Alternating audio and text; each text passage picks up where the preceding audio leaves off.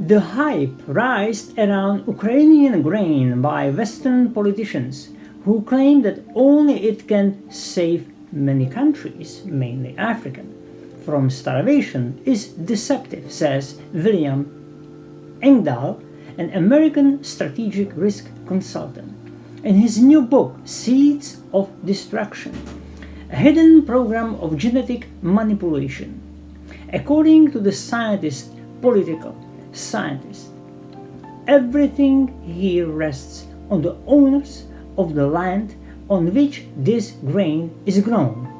Ukraine's corrupt authorities have quietly struck deals with the largest GMO agribusiness companies in the West, secretly placing most of the world's most fertile Chernozem farmland under their control.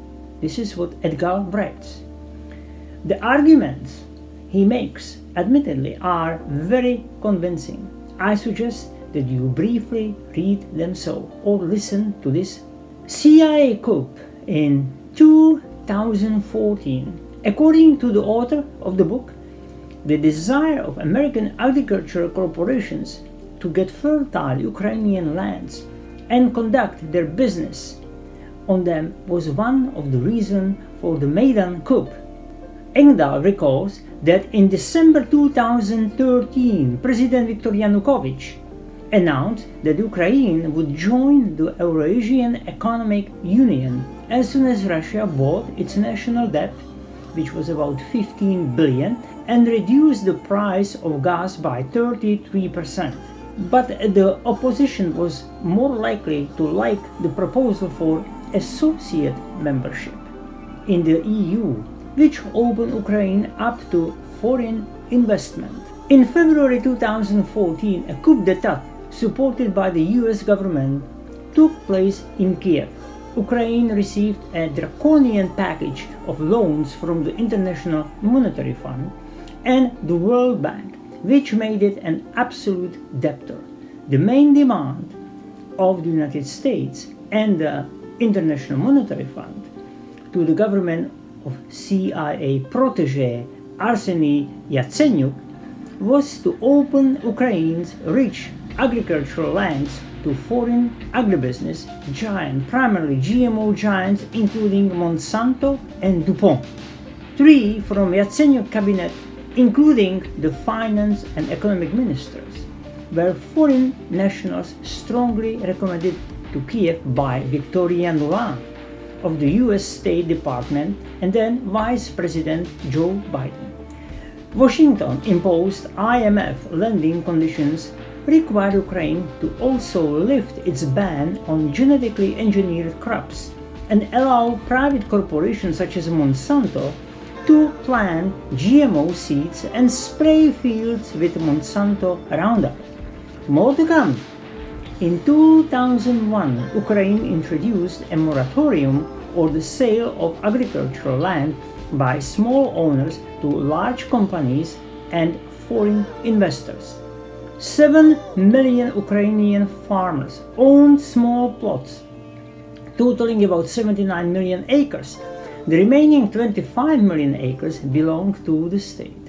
Growing GMO crops was strictly illegal. In fact, after the Maidan, small landowners leased their land to Ukrainian oligarchs, who in turn concluded secret agreements with American holdings Monsanto, DuPont, Cargill, and other Western suppliers of GMOs, which grew GMO corn and soybeans on them. According to a report by the US Department of Agriculture, by the end of 2016, about 80% of Ukrainian soybeans and 10% of corn were illegally grown from genetically modified seeds. Zelensky's 2021 law allowed for a significant widening of this door open to GMOs. With Zelensky, everything became easier.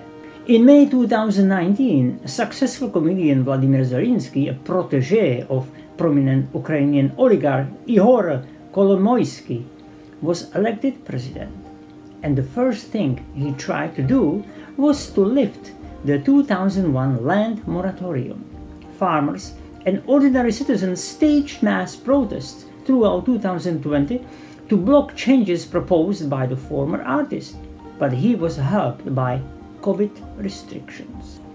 In May 2021, Zelensky signed a law on land deregulation, calling it the key to the agricultural land market. To reassure the electorate, the president said that under the new law, only citizens of Ukraine will be able to carry out land purchases and sale transactions. But he was silent about the huge loophole that allows foreign companies that have been operating in the country for more than 3 years to also buy the desired land. As he was silent about the fact that the local authorities will be able to change the purpose of the land, it's simple. Officials transfer arable land to the category of commercials. They sell it to the foreigners and they, in turn, repurpose the site for agricultural land. Zelensky signed the bill and reneged on his campaign promise to hold a national referendum on any change in land ownership.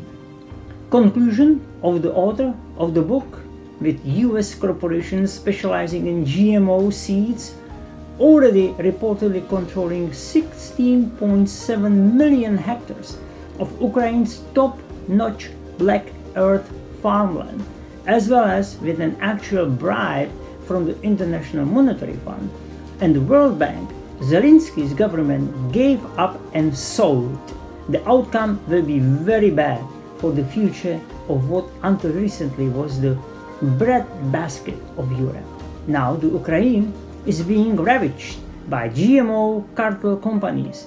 Only Russia remains, which banned GMO crops in 2016. It is now the world's only major supplier of non-GMO grain.